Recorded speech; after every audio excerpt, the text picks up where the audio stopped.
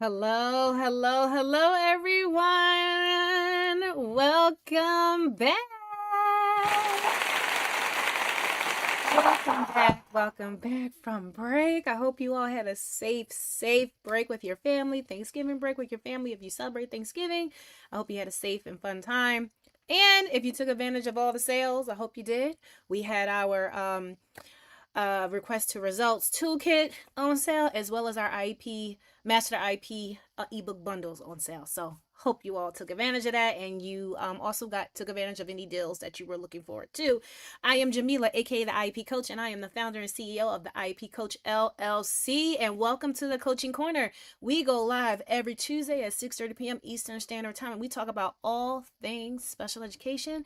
And what we do at the IEP Coach, we specialize in providing professional development and coaching to SPED teams, teachers, and paraprofessionals so they can thrive in their roles and keep their schools out of litigation.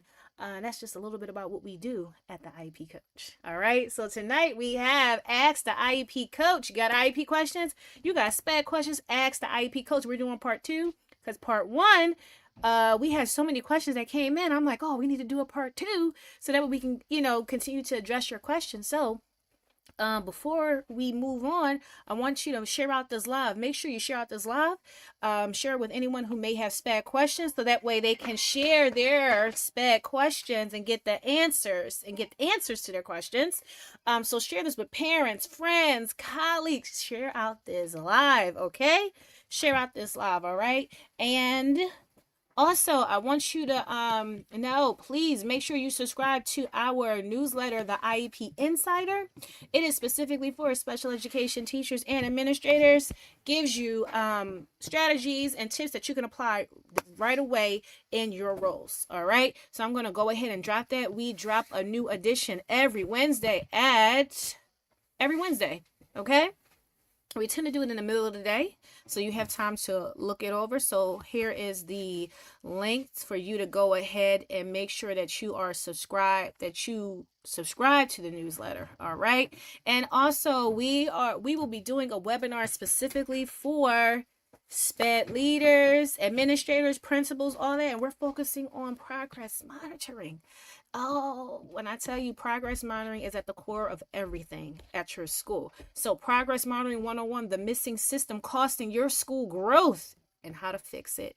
That is the title of our webinar, and I'm going to go ahead and drop the link for you here. You can go ahead and if you are an admin on right now, go ahead and register for it. It's absolutely free. You can pass this on to another administrator, okay? Alrighty. Let's make sure we are on. And we are streaming live on our Facebook, our Instagram, our LinkedIn, and our YouTube pages, okay? So we are going live all over. Hello, hello, hello, everybody. And welcome, welcome, welcome. Hello. All right. And as you are coming in, please drop in the comments where you are tuning in from. Drop it in the comments. And you can start putting your questions in the comments as well. I know it takes you a minute to type out your questions. So if you have questions about the IEP, if you have questions about something that's just regarding special education, go ahead and put it in the comments section right now. Someone from my team will make sure I see it, so that way I can answer it right here on the live. So go ahead and take your time, and we will be going live on our TikTok page as well. So let me get that together, give you time to start typing out your questions. Alrighty. Okay. Do.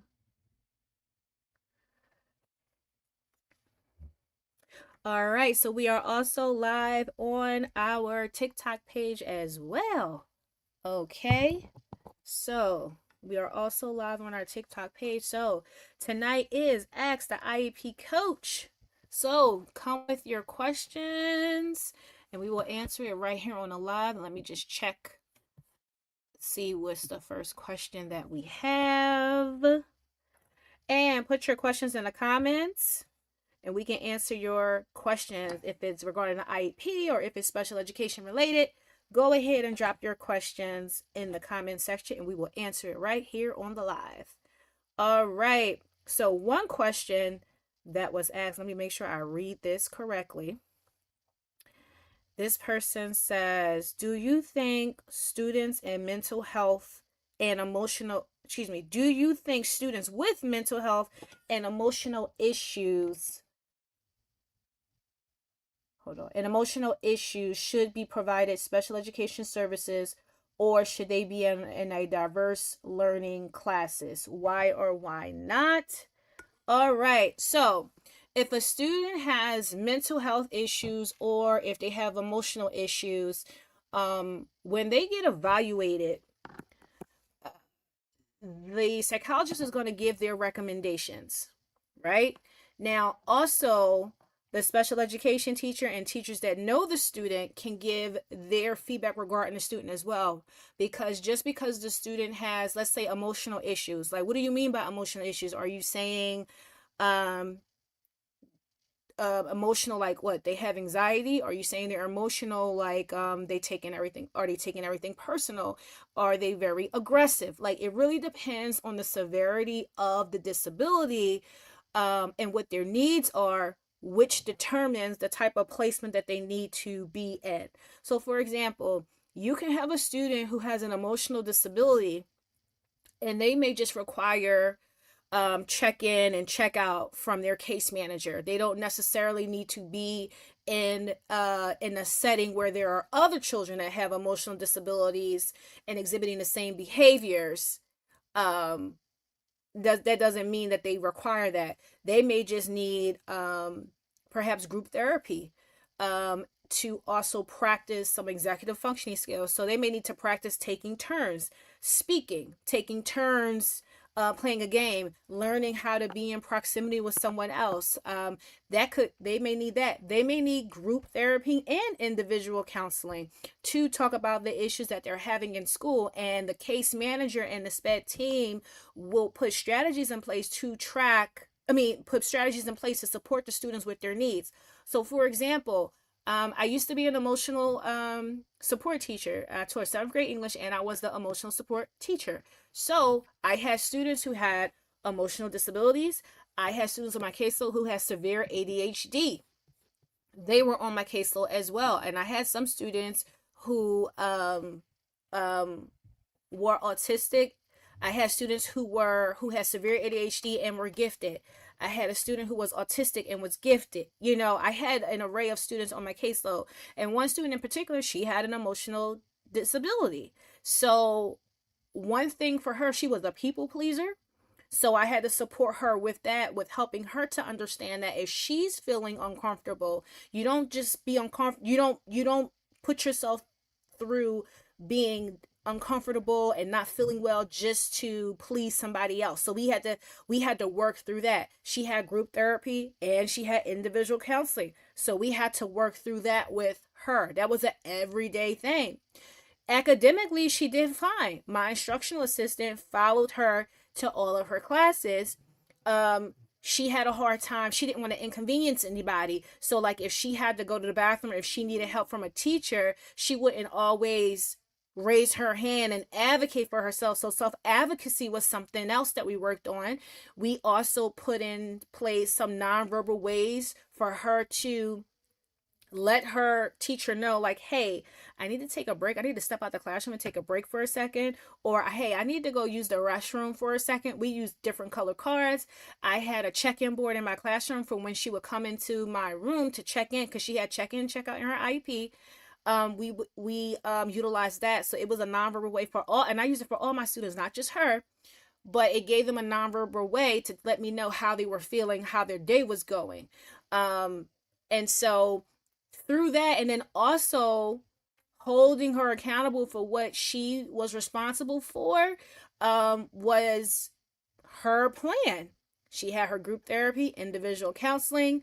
And we implemented these strategies, and I will also tell her teachers, like, make sure she raises her hand. Don't just give her a pencil. Don't just give her make her advocate to do it. And we would practice with her all the time. There were sometimes she might break down crying because she didn't want to do it, but we were there to support her through being uncomfortable, because we're holding her accountable for what she is responsible for, to help her work through that situation, to understand it's not the end of the world.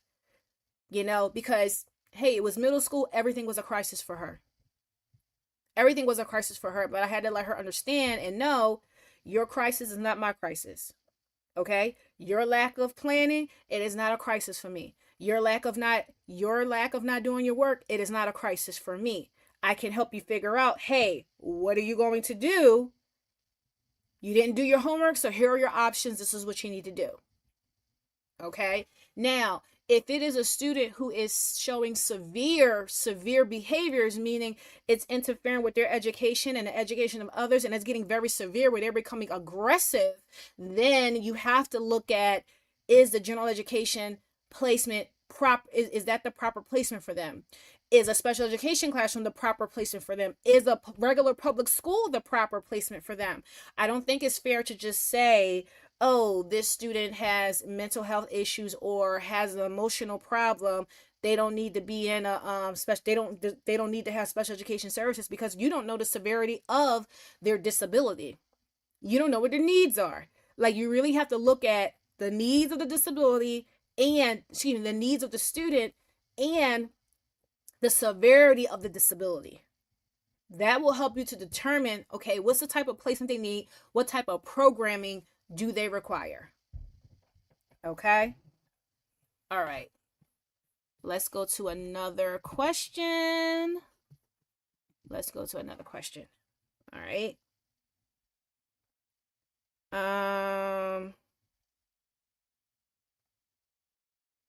Someone says, I'm earning my master's in special education. I also hold a master's in social work. Although this is a new experience for me, I found working with students rewarding. How can I efficiently create lesson plans given the diverse skill levels of my students? Okay. So, someone who's a social worker is switching to become a special education teacher. Actually, you're going to be bringing a lot of skills from social work to your education experience, because you're bringing a counseling background with you. You're bringing that you're bringing those resources, your knowledge of those resources that are available to the student. You're bringing that with you as well. So one thing I would recommend to you is looking at all of your students' IEPs, and making a list of your students and what their accommodations are. First off, make sure you're clear on their programming, and make sure you're clear on who gets what accommodations and who gets what related services. That's something that I used to do, like, before the school year started, and I want to say it helped me a lot. I would go through their IEP, their previous IEP, so I was able to see comments from input from previous teachers. I was able to, see, okay, what are the accommodations they require? What supports do they need in the classroom? And I was able to create a list. And another reason I created that list was because I was co-teaching at the time, so I knew that me making the list is going to help the co-teacher as well. So we had a list of students who got testing accommodations. We had a list of students who got how did they require what accommodations were required for them in English, because we were English teachers. So, like, in the English class, what accommodations do they require? So we made a list for that.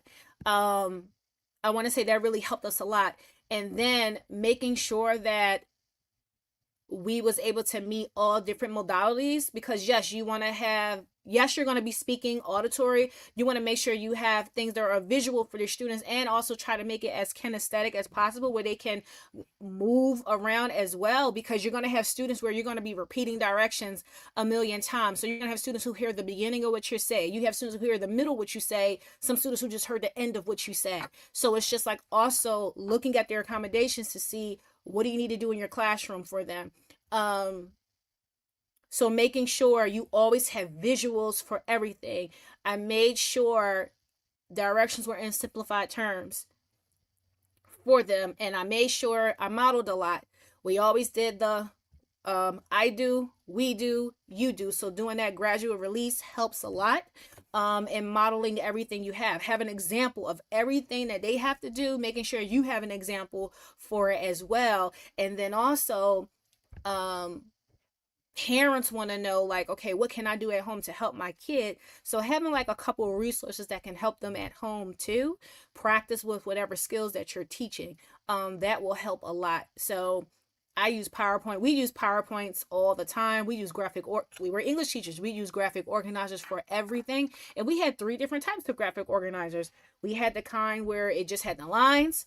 We had the kind that, it didn't have no lines. We had the kind that had the lines, and then we had a modified one where it remind each section reminded the student what was supposed to go in that section, and it had lines in it as well. And so, we were able to give the students the type of graphic organizer that they required. So definitely pay attention to the students' accommodations and modifications to see, like, what accommodations they need, what modifications do they require. Like, do they require modified exams? Do they require what do you have to do to if you're, for me, English, so a lot of times we had to do sentence starters, we had to do graphic organizers. Those were like some things very specific for English because we did a lot of writing. Those were some things that we definitely had to do. But yeah, once you get into the swing of it, you will understand like what it is you need to do in your lessons for your students. All right, that was a great question. Let's see, what other questions do we have? Go ahead, you can drop your questions in the comments. Somebody said, what jokes or stereotypes did you hear about special education? I would say the biggest one was that it was a place. Like, special education is a place that you go to. And I'm just like, it's once I started my career, I'm like, it is a service. It is not a place. You don't go to special education. It's a service that's being provided. So it can be, so special education service can be provided anywhere. It's not um confined to a space in the school. It can happen anywhere in the school because you're providing a service. Another stereotype is, oh my God, you got it easy because you're expected, you got it easy. You only got a few students. You don't understand that those few students, one student can feel like three students. One student can feel like five students. So like, yes, I have three, but in all honesty, I got like 9 to 15 kids in my room because that's what it feels like because of all the needs that they have. That's what it feels like. And if you are a SPED teacher, you understand exactly what I mean when I say you have one kid who feels like five, or one kid who feels like three kids. That's just like every day I was exhausted going home, so tired. And I laugh at that now. Oh, you got it easy. You're a SPED teacher. You got a few students. No, it's nothing easy about being a special education teacher. Nothing easy at all. All right, let me see, what other questions do we have? Okay, let me see. Do do do do do do do do do do do. Okay. Let me see. Let me read this. I think a question just came in. Hold on, let me go back.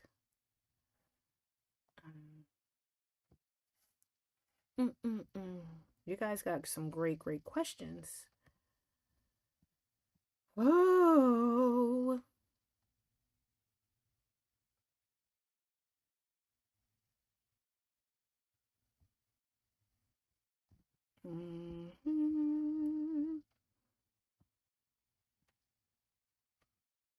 Oh shoot, I'm on the wrong one. That's why I can't see anything. All right, let's see. Questions. Actually, let me go back to this one. All righty. All right. Um.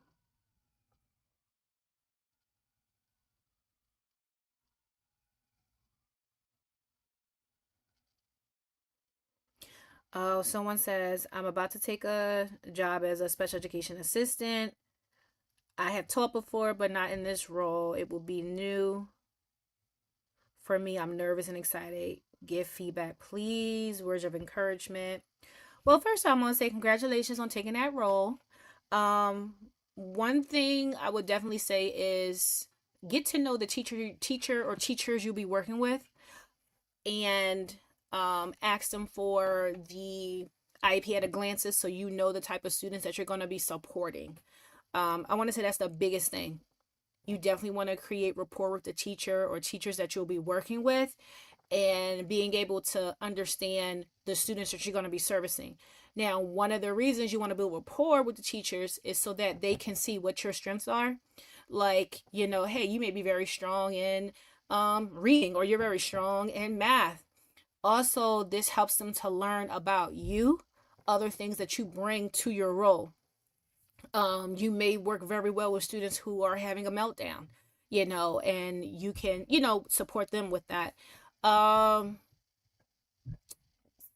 Organization is key. Making sure you are organized. Always have a notebook so that way you can document your observations, document anything that's happening. Remember to put the date, the time, and where you were when it happened. If it was a certain class for a student, and what students you were supporting, because you always got to cover yourself. Always make sure you cover yourself. So always have your notebook. You can take notes and things like that. In your, make sure you could take notes. In the wherever you are. That's like your proof of anything that ever happens. You have your notes. Another thing I would say is to make sure you're clear on the services that the students receive, their accommodations, and what goals, and how you and the teacher will be tracking the goals, like tracking their progress, monitoring, etc. Because your teacher could use you to support with the progress monitoring. They need your support with that. They need your help with that. So you definitely want to make sure you're clear. And if you're not clear, let your teachers know that, hey, I don't understand this. Can you explain this to me again? Can you help me understand?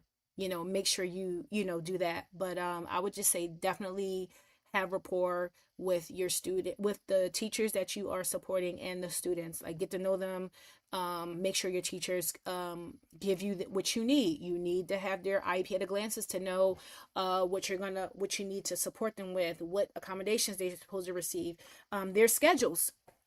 If you're going to be following a student from class to class, you need to make sure you have their schedule and things of that nature, and what's the proper way to, I would say, handle students, especially if you're dealing with behavior. Like, if there's any particular techniques, if you need to get CPI trained, things like that. You want to make sure you're safe as well. But I just want to say congratulations to you, and I wish you the best in your new role. Okay. All right. Let's see, what other questions do we have.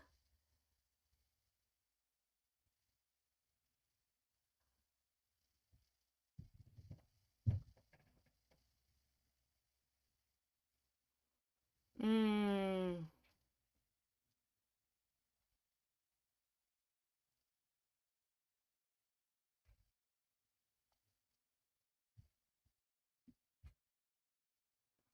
let's see.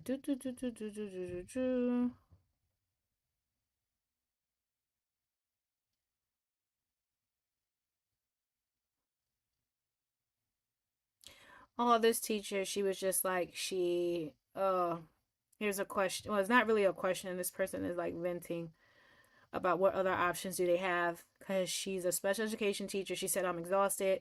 I'm not excited about work anymore.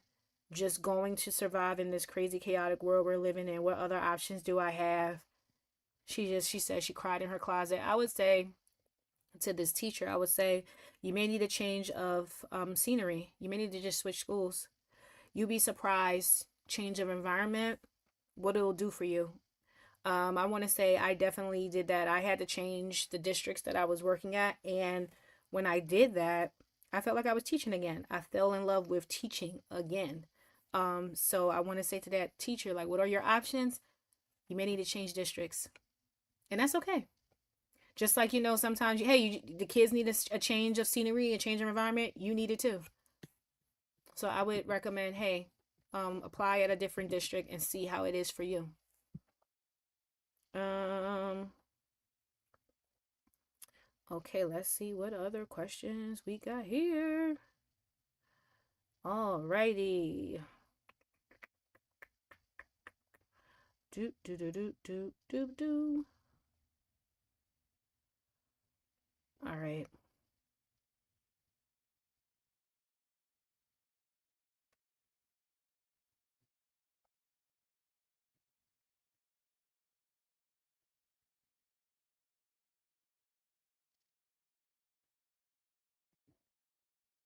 Oh, someone just posted this question. Um, what is needed to improve special education for students and teachers? Oh my gosh, where do I begin? So much to say here.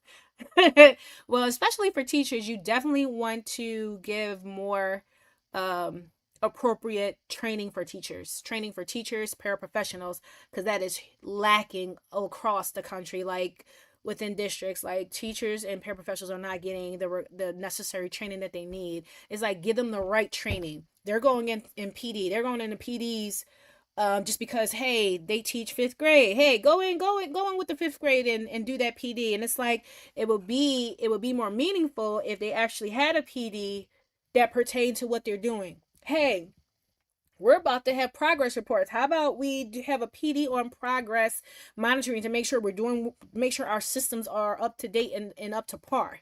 How about that? Just making sure you're providing appropriate PD and coaching for teachers.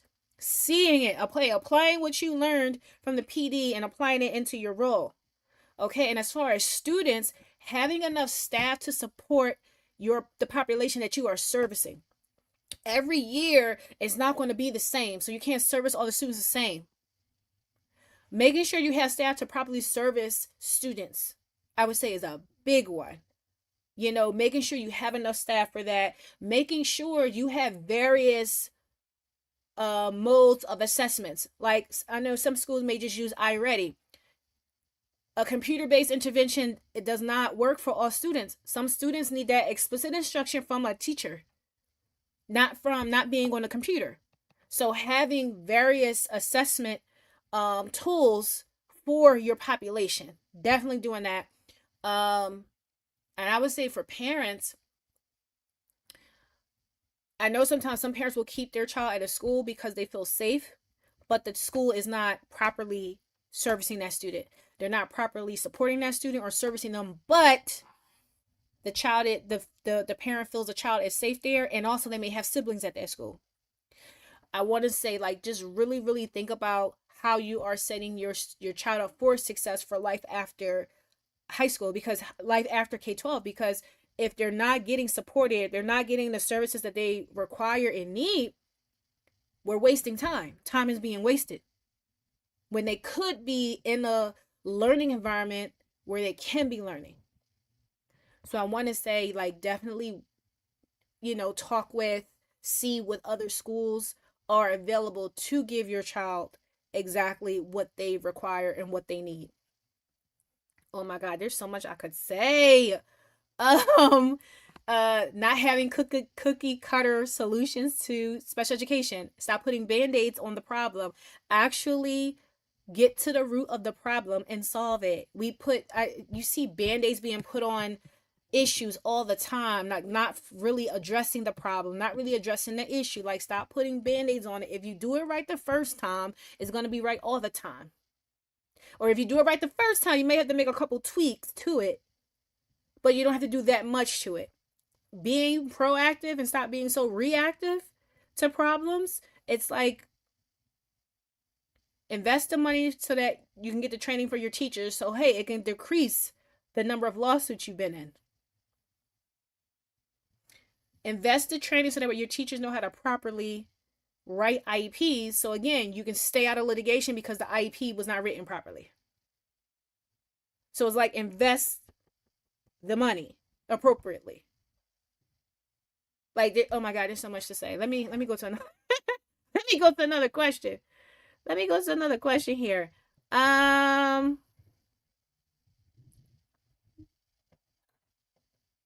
Oh, I work with kids and who are in high school. I support them in career tech classes. Along with that, um, uh,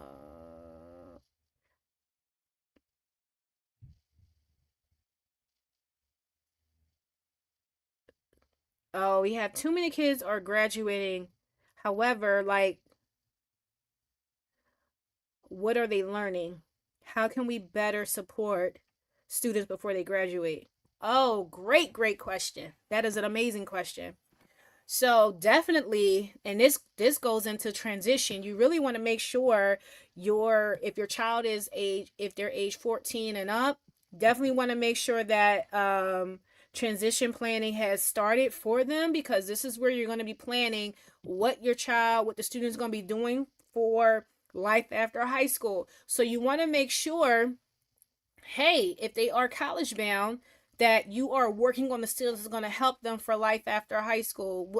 What's going to help them in college? Like, definitely self-advocating, self-advocating,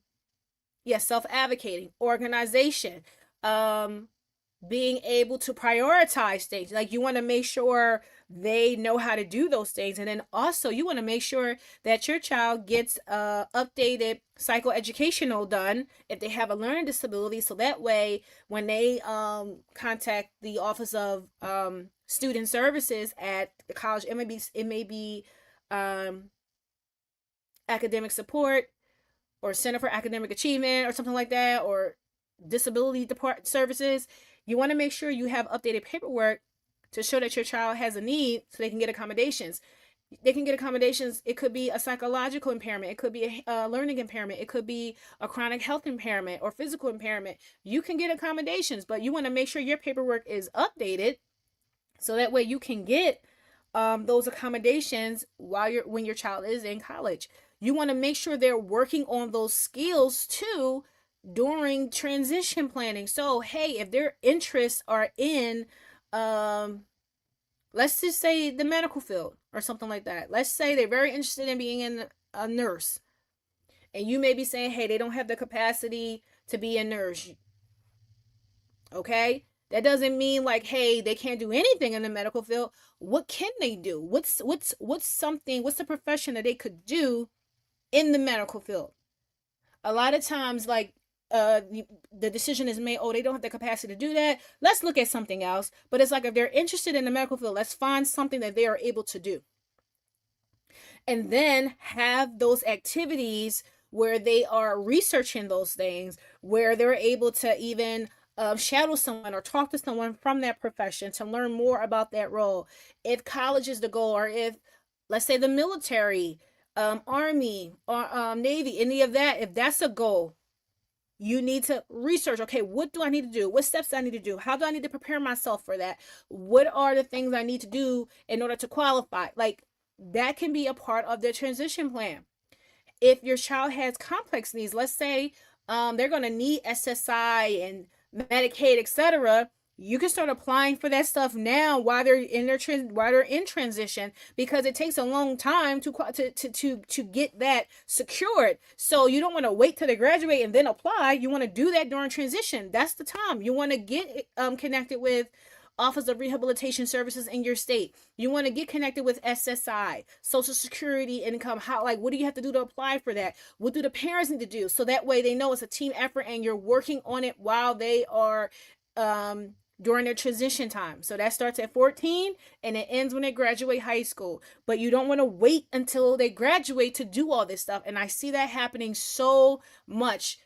These students are graduating high school, they come to college, and it's like, oh, I did have an IEP. I'm like, they're inquiring about accommodations, but paperwork is not up to date, and you can tell they're lacking the executive and functioning skills that they need to survive in higher education or to work a job, have competitive employment, because you have a problem with socializing with people, or you got aggression issues. Like, you got to work on those things, like, because you got to prepare them for life after school. So we definitely need more training for our SPED teams on transition planning, on transition period. and making sure you definitely have the time to work on those skills with the student. Okay, that was a great question. All right, we're gonna let me see how much time. Okay, let's take about like two more. All righty.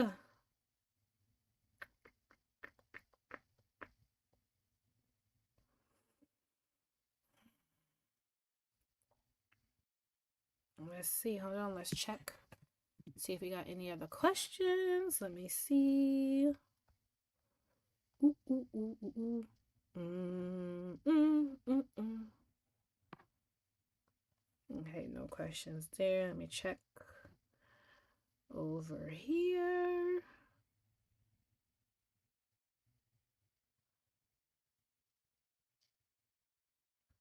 Alrighty.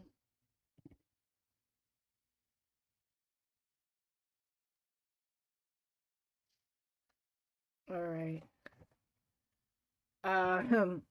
This is it's not funny, but this is a teacher. Um, they're a young teacher, and they're saying they feel like quitting. Any advice? You got to do what is best for you. I will say, make sure you are taking your lunch and you're eating your lunch. Leave your classroom if you need to. Go be with people who are your friends at work or your village at work. And let's say you don't have one. Go eat your lunch outside. Eat it somewhere else but your classroom. Because a lot of times you're working nonstop. And this is why you're starting to hate your job, because you're working nonstop. Like even for your lunch. You may not even take your lunch. You may not even go to the bathroom. Because you're like, oh, I gotta do this, I gotta do this, I gotta do this. Or I gotta make this phone call, I gotta do this. No. Make your to-do list, and whatever you don't finish, tomorrow is a new day to finish that to-do list. Schedule your joy, whatever that looks like for you. You may have to schedule it every single day because you're that burnt out. And that's okay. But schedule your joy. What do you want to do for yourself and give yourself something to look forward to? Because a lot of times you're focused on work. And being a SPED teacher is paperwork. That's what it feels like. And so you don't have a balance. You're not stopping to eat your lunch. You're not even stopping to go to the bathroom. And then you may even take it home. What? Yep, that was me. That used to be me. Until I finally started dropping my bag at the door. And I didn't open that bag up until I was at work the next day. And it took me a while to do that because I felt bad. I'm like, but I gotta do this for the kid. Those kids not taking care of you. You gotta do what's best for you. So you need to have balance for yourself. You have to turn it off. You have to turn it off. Take a mental health day.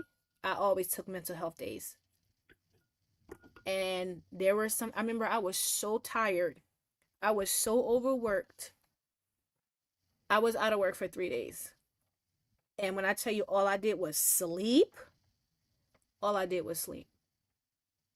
That's how tired I was. Because I was pushing myself past my capacity. I didn't have a good balance. And I was not scheduling my joy. I like to eat, so I was taking my lunch, but I can remember still being at my desk eating my lunch, still doing work. You know what I mean? So it took me a while to learn how to do that. It took me a while to learn how to do that. Drop my bag at the door.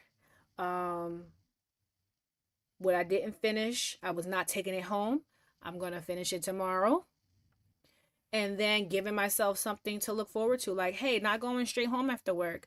I may take the scenic route home so I can just, see things that make me feel good. Hey, I might stop at the park. I may stop and get myself some water ice. Philly girl right here. So yeah, I love me some water ice. So I might stop to go do that. I may stop to go walk on the track. I may go walk on the trail just to make me feel, do something to make me feel good. I may, hey, meet up with a friend just to get, hey, we're gonna get some ice cream, or hey, we're gonna go out to dinner. That could be something bigger that I look forward to. Going out with a friend, going over to a friend's house, or going over to a family member's house. You know, what's gonna give you that joy to help you keep going until your break, until your break, until the next break, and the next break, and then before you know it, the school year's over. You have to find those things that work for you. Because and I'm telling you this because I had to do that myself. I don't want you to be in a burnt out and you're in a hospital bed because you're burnt out. You're in the ER because you're burnt out. That was me. I don't want anybody else to have to do that. Okay. Ooh, excuse me. All right, here's another question. Um, it says, can students with IEPs be suspended? Are they allowed to get suspension? So, students with IEPs, they can be suspended. However, being the case manager, you have to track how many days they're being suspended for. So they shouldn't get like the first time they get suspended, it shouldn't be 2 weeks the very first time, or you're getting 5 days like right away. Like you got to keep track of how many days they're being suspended. Once you're about to hit that day 10 and you see yourself approaching that day 10, you need to notify your special education director, because once you get past 10 days, you need to do a manifestation of determination to see is the behavior a manifestation of their disability. Because once they reach that number of days, that threshold, every time a school wants to suspend that kid after they've already reached that 10, you got to do a manifestation of determination each time. You can't just suspend them. So there shouldn't be a child with an IEP that is being suspended 20 days, 15 days. You need to go back. We need to go back to the drawing board. We need to go back and look at their programming, because perhaps something is not working here. We need to go back and look at the placement because something is not working here. Because the IEP is meant to support them in their education, support them in their behavior. So if you get to the point where you're at a manifestation of determination meeting, you got to go back to the IEP and say, what is not working here? And that's the missing piece a lot of schools are missing. They're not going back to look at that IEP to see what is not working.